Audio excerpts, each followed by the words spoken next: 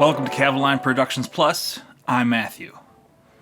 Recently I was messaged with a request, a question, some help from Michael H. 9120 or whatever the numbers are. Michael H. is building a small music room in his basement and he wants to record. He has zero gear, and I'm talking about no computer, no microphones, cables, etc. Just the musical instruments. He wants to see if I can suggest to him some equipment to use, which I'm happy to do so. He gave me a budget of $4,000, which makes sense because he doesn't have a computer. A lot of the money is going to go into that. If you know me, you know that when it comes to spending money, I don't really like to spend a lot of money. So I'm going to actually try and go down budget in, let's say, $3,500, okay? $3,500. So sounds like he plays drums, sings, plays guitar, plays bass guitar, has a piano or a keyboard of some sort. So let's start there. First thing you're going to need, Michael, is a computer. And since you don't have one, a laptop is really a good way to go, since you're going to need a screen. We're not going to be spending extra money on screens, etc. If you want something great, for me, it's Mac when it comes to music. I would take a look at the MacBook Pro. It's going to be around that $2,000 price point if we start at the basic, bare bones Mac Book Pro. You're going to get a ton of processing power as well as 16 gigabytes of RAM to start off with. If it was me, I've always started at least 16. If you're just one guy in a basement, you're not going to really need a ton more than that. It sounds like you do play drums, and you might be using more microphones for that, but we're gonna fix that situation in a little bit. So let's start off with the MacBook Pro at $2,000. After that, I gotta take a look at my notes. After that, we are going to do, well, you're gonna need a DAW. Okay, DAW is a digital audio workstation. Now, built into the Mac is GarageBand, so that's free. We're good right there. You can start off with GarageBand. If you wanted to move on to Pro Tools or Cubase or one of the other programs, be my guest. But we're trying to stay under budget here, and GarageBand is free. So let's start at GarageBand. So we got our computer, we have our DAW. Now you're going to need a way to interface or communicate with your instruments to that computer. And you do that by getting an audio interface or a digital I/O. I/O stands for input, output. I input, O output. And I suggest the Focusrite Scarlett 4i4. And this is why. You're going to get 4 inputs. So maybe you want to mic more of your drums up. Maybe you have a buddy coming over and we're doing a vocal plus guitar, etc. 2 outputs to some monitors if you need to. But their mic pre's on the Focusrite Scarletts, you could turn a setting called Air on. And Air is going to model the classic transformer-based Focusrite ISA microphone preamp, which was found on their flagship studio consoles. There is a documentary to watch on YouTube if you want to learn more about those consoles. Your head's going to kind of explode. If you're an audio nerd, you're really going to enjoy it. So that's going to put you at like $229. So we have now we're up to the MacBook, the free DAW, and $229 for your I/O. As you begin to record and take in all this data, you're probably going to be recording to waveforms.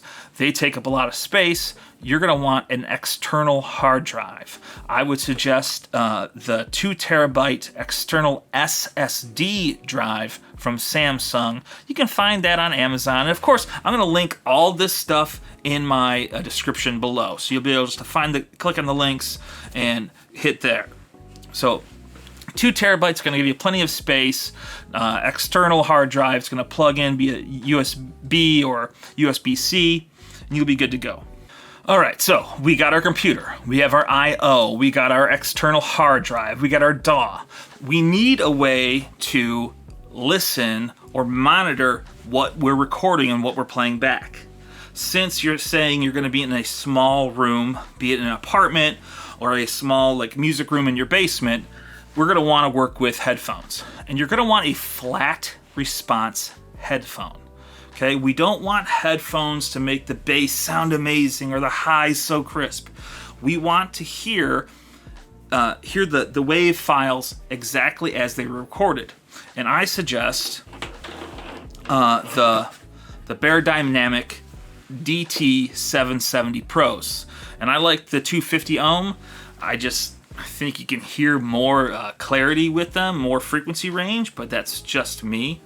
I've used the Audio-Technica 50s forever, and I love them. They're great. Those are actually my headphones. These headphones are my wife's. Wives? I have more than one wives? This is my wife's pair of headphones, and I actually like them more. They're super comfortable. They got great padding.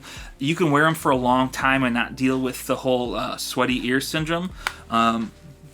They got a little Princess Leia action going if you're a Star Wars fan. So, yeah, I would definitely suggest these. They're going to sound great, and they're going to give you a nice flat response and more detail of a true listening experience of what you recorded.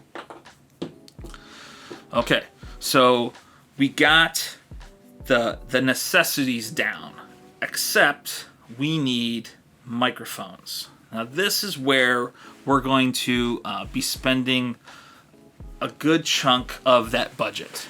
And yes, you can buy cheaper microphones. Yes, you can do a ton of work with a $100 SM57. There's actually a documentary somewhere on YouTube where it talks about Bon Iver's album, and he did the entire thing, vocals, guitars, on just using one SM57, I believe. So you can totally go the cheap route. But Michael said he's doing a lot of different live instruments, so I suggest a pair of stereo matched large diaphragm condenser microphones. The ones I would suggest is by a company called Roswell Pro Audio. I have the 67. You can watch that video in my channel there.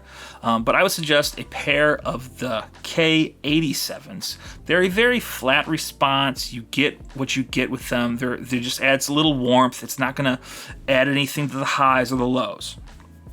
And why you want a stereo pair is, well, Mike said he plays drums.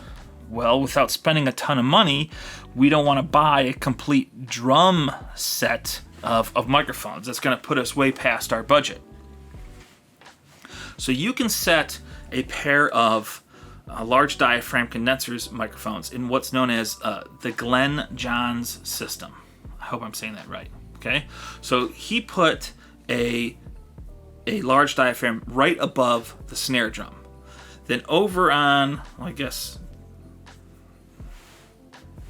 it's on whatever the side of your floor tom is, right on the edge of that floor tom. And then if you look, it kind of makes like this 90-degree L. Okay, so it'd be right on the edge of the floor tom. Here's my edge of the floor tom. And it would just be peeking across the top of it, aiming right at that snare. And then the snare is above, making that 90-degree. If you don't know who Glenn Johns is, he recorded a little band called Led Zeppelin, and that was one of his main microphone techniques on John Martyn's drums. So you can do a great big drum sound with just two microphones. So what else can we do with those mics?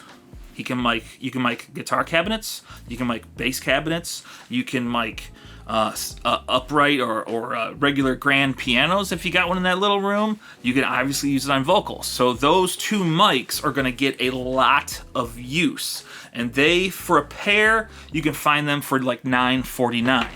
So we got two mics now. We have a computer. We got a DAW. We got an I/O. Oh yeah, that I/O, by the way, it does come with its own DAW. So now you have two free DAWs. Rocking and rolling. And then microphones, you're going to need couple of stands, a couple of cables, microphone cables. 25 feet would be probably all you'd need. Maybe you'd want more, but we'll put that around the $109 range. So we have microphones, stands and cables, microphones. You're obviously going to need some guitar cables, which I would assume you'd already have, some other instrument cables to run out of the keyboard.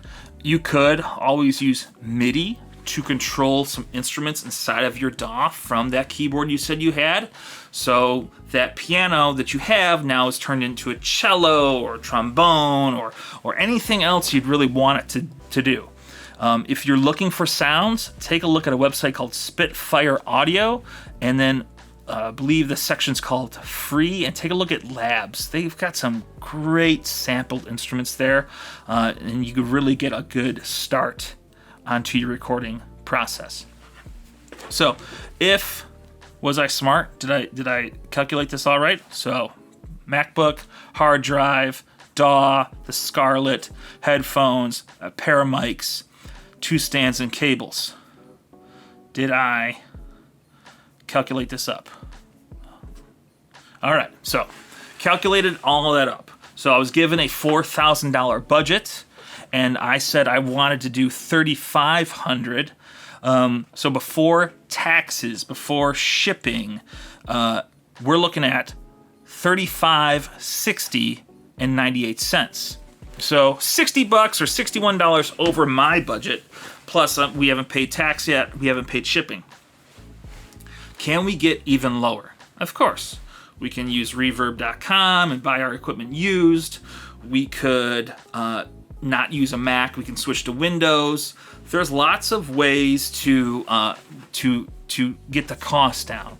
But you wanted a studio, this is going to get you off the ground running, and your stuff's going to sound great right off the bat, provided you know the correct technique. But all you got to do is ask for more help. Thank you so much for watching. Hopefully this video helped you out, Michael, and thank the rest of you for watching as well. If you got something out of this video, please show your support by quickly hitting that like and subscribe button down below. Until next time, keep rocking.